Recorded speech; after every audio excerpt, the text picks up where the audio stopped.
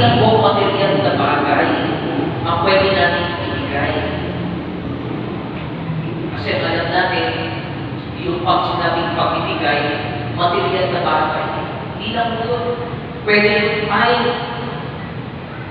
yung talent mo, yung availability mo, na pakinggan, yung tao may pinagdadaanan, your presence, your prayer, yan ang pwede natin ibigay sa ating kapwa. Mas masarap po kapag ikaw ang nagbibigay kaysa yung ikaw yung tanggap ng tanggap. Anong sabi sa kasabihan?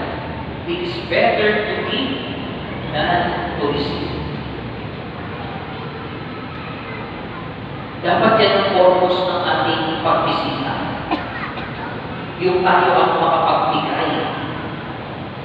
Magandang intensyon yung ating pagbisita. Tayo ang nakapagbibigay. Yung tipo, kapag natapos na yung oras ng iyong pagdalaw, pagbisita, gumagaan yung kalooban ng taong binisita mo. Nagkakaroon ng panibagong pag-asa, nabubuhayan ng loob, napapawi yung kalungkutan sa kanyang mukha, nararamdaman niya yung tunay na kaligayahan, nakakakita ng bagong liwanag. Sana ganyan kapag tayo ang bumibisita, tayo ang nakapagbibigay. Tandaan po natin, there is real joy when you give. And there is so much real joy when you give out of love. Ulitin ko. There is real joy when you give. And there is so much real joy when you give out of love. Ganyan ang ginawa ni Maria.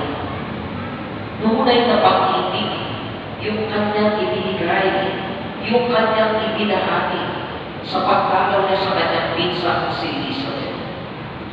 Masarap po ang pagbigay, lalo na po ito ay galing sa puso na tunay na nagmamahal. Ito ang pagbibigay na nakapagdulot ng saya sa ating kapwa. Learn how to give. Learn to give from the bottom of your heart. And you will spread the spirit of God.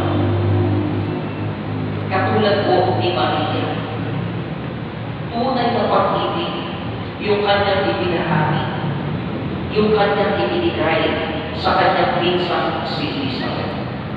Naglingkod, nagsakripisyo, nagpagaan ng kalooban, lalo-lalo na ng tao na nangangailangan.